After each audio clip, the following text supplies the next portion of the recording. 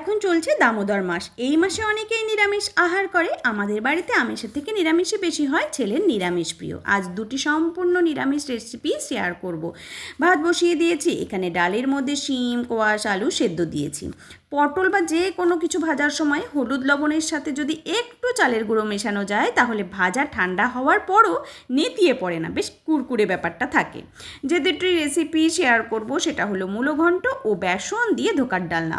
এখানে বেসনের সাথে জোয়ান, কালো জিরে, হিং, হলুদ, লবণ, লঙ্কা গুঁড়ো দিয়ে বেসনের একটি ঘোল বানিয়ে গরম কড়াইয়ে সাদা তেল দিয়ে এই ঘোল ঢেলে কন্টিনিউয়াস নেড়েচেড়ে একটা থালায় সামান্য সাদা তেল মাখিয়ে বেসনের ডো থালায় ছড়িয়ে ঠান্ডা হওয়ার পর সাইজ করে কেটে ভেজে নিয়েছি। এবারে আলু ভেজে ওই তেলে সাদা জিরে, দারচিনি, এলাচ, তেজপাতা, শুকনো লঙ্কা ফোড়ন দিয়ে কুচনো টমেটো, কাঁচা লঙ্কা দিলাম। টমেটো যাতে চটজলদি গলে যায় তার জন্য সামান্য লবণ দিয়ে নেড়ে চেড়ে ঢেকে দিলাম। কিছু রুটিন মশলা যেমন আদা পেস্ট, হলুদ, লবণ, জিরে, লঙ্কার গুঁড়ো জলে গুলে গলে যাওয়া টমেটোতে দিয়ে একটু কষিয়ে সামান্য হিং দিয়ে দেবো।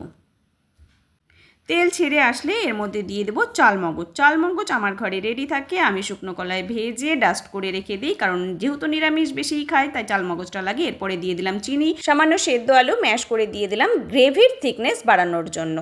এরপর একটু কষে আসলে যেই পাত্রে আমি আলু ভাজা করে রেখেছিলাম সেই আলু দিয়ে ওই পাত্রেই সামান্য জল নিয়ে গরম বসিয়ে দিলাম।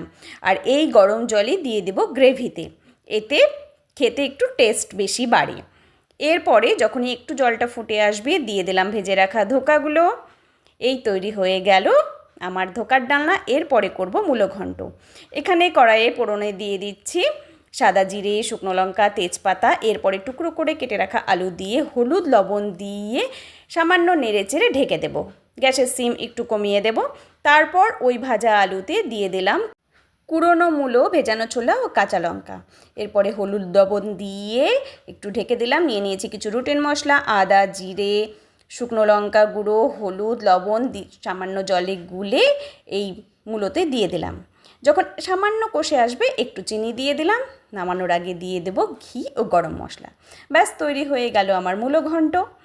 আর এই দামোদর মাসে এই দুটি রেসিপি করে দেখো, ভালো লাগবে। আজকের মতো এখানেই শেষ করি, টাটা।